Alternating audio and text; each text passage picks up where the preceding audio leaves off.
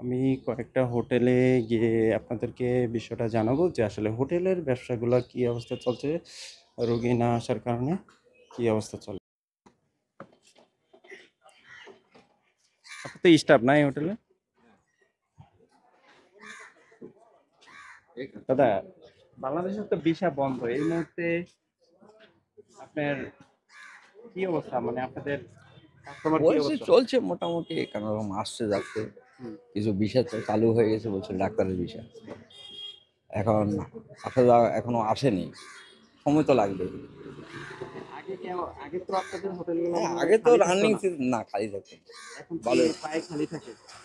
এখন তো প্রায় খালি থাকে বলতে কিছুটা হচ্ছে 10%, 10% এরকম আসছে যাচ্ছে। কারণ কি এই নিয়ে তো চলতে হচ্ছে, কিছু করার নেই। সামনে তো অনেকেই ভিসা তো টোটালি বন্ধ, যাদের আছে তারাই খালি আছে। হ্যাঁ, তারা তো এই বিষয়ে দুই দেশের সম্পর্কটা কেমন হওয়া উচিত আপনি মনে করেন?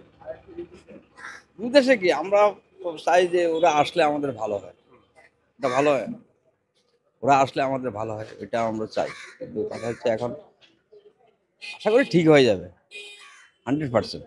এটা আমরা আশা করি 100% ঠিক হবে, কোনো অসুবিধা নেই। আমরা এটা ভাবি না যে বাংলাদেশের সঙ্গে দুঃসম্পর্ক থাকুক। আমরা চাই এক দেশ, আমরা চাইছি যে আমরা এক দেশ, এক দেশে বাস করছি, সবাই ছিল। ও সব ঠিক হয়ে যাবে আস্তে আস্তে, সব কোনো অসুবিধা নেই। বুঝলি তাহলে চলতে এখন তোমার কম এই তো হোটেলে বাংলাদেশে ভিসা জটিলতার কারণে এই সমস্যাটা দেখে। ওকে, থ্যাংক ইউ।